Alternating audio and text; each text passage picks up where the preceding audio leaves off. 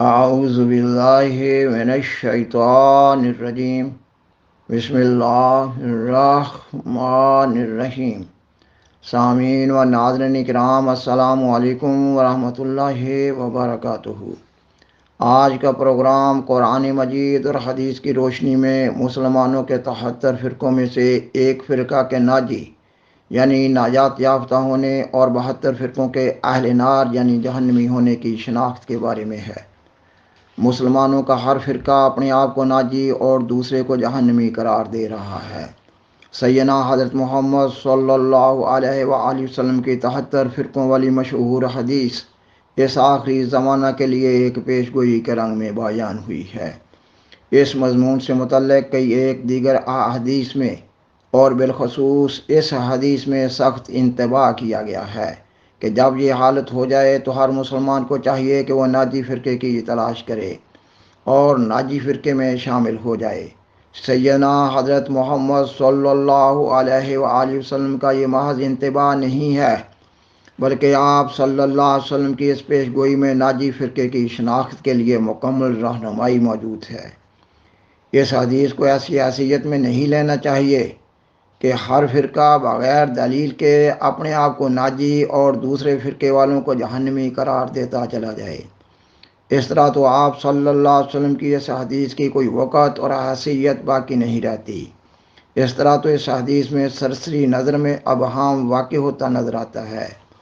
جبکہ قرآن مجید اور حدیث میں بیان فرمودہ تعلیم واضح رنگ میں ہدایت اور رہنمائی پر مشتمل ہے۔ آپ صلی اللہ علیہ وآلہ وسلم کی یہ حدیث اصل میں اللہ تعالیٰ کے قرآن مجید کے بعض فرمودات کی تشریح اور وضاحت میں ہے۔ حدیث کی مشہور کتاب ابن ماجہ میں یہ حدیث اس طرح بیان ہوئی ہے۔ آپ صلی اللہ علیہ وآلہ وسلم نے فرمایا کہ یہود 71 فرقوں میں بٹ گئے تھے اور نصارہ 72 فرقوں میں بٹ گئے۔ فرمایا خدا کی قسم جس کے ہاتھ میں محمد صلی اللہ علیہ وآلہ وسلم کی جان ہے کہ میری امت بھی ضرور 73 فرقوں میں بٹ جائے گی، جن میں سے ایک جنت میں جائے گا اور باقی 72 دوزخ میں۔ پوچھا گیا وہ جنت میں جانے والے کون ہیں؟ فرمایا الجماعت۔ اور حدیث کی ایک اور مشہور کتاب جامع ترمذی میں یہ مضمون ان الفاظ میں بیان ہوا ہے یہ کہ آپ صلی اللہ علیہ وسلم نے فرمایا البتہ ضرور آئے گا میری امت پر وہ زمانہ جیسا کہ بنی اسرائیل پر آیا تھا، یہ ان کے قدم بقدم چلیں گے، یہاں تک کہ اگر بنی اسرائیل میں سے کسی نے علانیہ اپنی ماں کے ساتھ بدکاری کی ہوگی تو میری امت میں سے ضرور کوئی ایسا ہوگا جو یہ کرے گا۔ اور بنی اسرائیل کے 72 فرقے ہو گئے تھے اور میری امت کے 73 فرقے ہو جائیں گے، سوائے ایک کے باقی جہنمی ہوں گے۔ صحابہ رضی اللہ تعالیٰ عنہم نے عرض کی کہ وہ نجات یافتہ کون ہوں گے؟ تو رسول کریم صلی اللہ علیہ وآلہ وسلم نے فرمایا وہ جو اس طریق پر ہوگا جو میرا اور میرے صحابہ رضی اللہ تعالیٰ عنہم کا طریق ہے۔ سامعین و ناظرین کرام، سیدنا حضرت محمد صلی اللہ علیہ وآلہ وسلم مسلمانوں کے 73 فرقوں میں سے ایک فرقے کو باقی 72 سے الگ کر کے اس کا ناجی ہونا بیان کر رہے ہیں، یہ کہ وہ لوگ الجماعت میں شامل ہوں گے اور یہ کہ ان کا طریق وہ ہوگا جو میرے اور میرے صحابہ کا طریق ہے۔ خاکسار نے بیان کیا کہ آپ صلی اللہ علیہ وآلہ وسلم نے ایک ناجی فرقہ کو دوسرے 72 فرقوں سے الگ کر کے بیان کیا اور 72 فرقوں کو آپس میں ملے جلے ہونے کی حالت میں چھوڑ دیا۔ گویا جو 72 فرقے آپس میں ملے جلے ہوئے ہیں ان کی حیثیت غیر ناجی ہونے کی ہے۔ آپ صلی اللہ علیہ وسلم کا بیان واضح ہے، ایسا نہیں ہے کہ 72 فرقے آپس میں ملے جلے ہونے کی حیثیت میں بھی ہوں اور انہی میں اس وقت ایک ناجی فرقہ بھی ملا ہوا ہو۔ اہل نار اور اہل جنت کا آپس میں کیا جوڑ ہو سکتا ہے؟ یہ حدیث آخری زمانے کے حالات کے بارے میں ہے، جبکہ مسلمانوں میں اسلام محض نام کا رہ جائے گا اور قرآن مجید کے صرف الفاظ رہ جائیں گے۔ ایسے حالات میں عام مسلمانوں کی اپنے بارے میں رائے کی کیا وقت ہو سکتی ہے؟ حدیث کی کتاب مشکات کتاب العلم میں ہے، آپ صلی اللہ علیہ وآلہ وسلم فرماتے ہیں کہ قریب ہے لوگوں پر ایسا زمانہ آئے گا جب اسلام میں سے کچھ باقی نہ رہے گا مگر نام، اور قرآن کا کچھ باقی نہیں رہے گا مگر الفاظ، مسجدیں آباد نظر آئیں گی مگر ہدایت سے خالی، ان لوگوں کے علماء آسمان کے نیچے بدترین مخلوق ہوں گے، انہی سے فتنے اٹھیں گے اور انہی میں واپس لوٹیں گے۔ خاکسار بیان کرتا ہے کہ خاکسار نے یہ 3 احادیث پیش کی ہیں، ان میں علامات زمانہ امام مہدی و مسیح موعود کا ذکر ہے۔ بزرگان سلف اور آج کے مسلمان علماء کا بھی اس پر اتفاق ہے، اور آج کے زمانہ میں جماعت احمدیہ کے بانی سیدنا حضرت مرزا غلام احمد قادیانی علیہ السلام کا الہام الہی کی بنیاد پر دعویٰ ہے کہ اللہ تعالیٰ نے آپ کو امام مہدی و مسیح موعود کے منصب جلیلہ پر فائز فرمایا ہے۔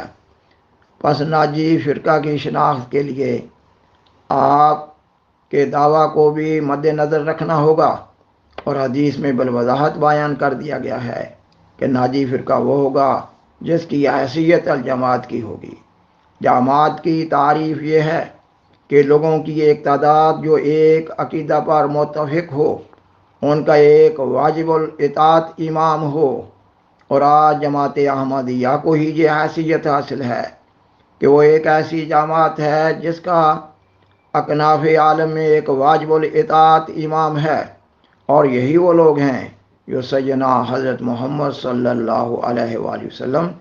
اور آپ صلی اللہ علیہ وآلہ وسلم کے صحابہ رضی اللہ تعالیٰ عنہم کے طریق پر ہیں، اور دیگر مسلمان انتہائی ابتری کی حالت میں ہیں۔ وہ کون سا جرم ہے جو انتہائی بیانک اور ہولناک شکل میں مسلمانوں میں نہیں پایا جاتا؟ مولانا الطاف حسین حالی مرحوم نے 1879 میں اپنی مشہور مسدس میں لکھا، رہا دین باقی نہ اسلام باقی، ایک اسلام کا رہ گیا نام باقی۔ سامعین و ناظرین کرام، اور ڈاکٹر علامہ اقبال نے کہا، شور ہے ہو گئے دنیا سے مسلمان نابود، ہم یہ کہتے ہیں کہ تھے بھی کہیں مسلم موجود، وضع میں تم ہو نصارہ تو تمدن میں حنوط، یہ مسلمان ہیں جنہیں دیکھ کے شرمائیں یہود۔ اور جماعت اسلامی کے بانی مودودی صاحب اپنی کتاب مسلمان اور موجودہ سیاسی کشمکش سے میں لکھتے ہیں، یہ انبوء عظیم جس کو مسلمان قوم کہا جاتا ہے، اس کا حال یہ ہے کہ اس کے 999,000 افراد نہ اسلام کا علم رکھتے ہیں، نہ حق اور باطل کی تمیز سے آشنا ہیں، نہ ان کا اخلاقی نقطہ نظر اور ذہنی رویہ اسلام کے مطابق تبدیل ہوا ہے۔ باپ سے بیٹے اور بیٹے سے پوتے کو بس مسلمان کا نام ملتا چلا آ رہا ہے، اس لیے یہ مسلمان ہے۔ روزنامہ رزم لاہور 3 اپریل 1929 کی اشاعت میں سید عطا اللہ شاہ بخاری کی مسلمان اکثریت کے بارے میں رائے کا ان الفاظ میں ذکر ہے، یہ کہ ہم نام نہاد اکثریت کی تابعداری نہیں کریں گے، کیونکہ ہم جانتے ہیں کہ اکثریت باطل پر ہے، اور قرآن مجید کی سورۃ الجمعہ کی آیت 3 اور 4 میں سیدنا حضرت محمد صلی اللہ علیہ وآلہ وسلم کی 2 بعثتوں کا ذکر کیا گیا ہے۔ آپ صلی اللہ علیہ وسلم کی پہلی بعثت امیین میں اور دوسری بعثت آخرین میں ہونے کا ذکر ہے۔ صحیح بخاری میں سورۃ الجمعہ کی تفسیر کے سلسلہ میں ذکر ہے، یہ کہ آپ صلی اللہ علیہ وسلم سے پوچھا گیا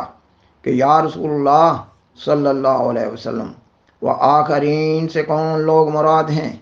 آپ صلی اللہ علیہ وسلم نے اپنا ہاتھ حضرت سلمان فارسی رضی اللہ تعالیٰ عنہ پر رکھتے ہوئے فرمایا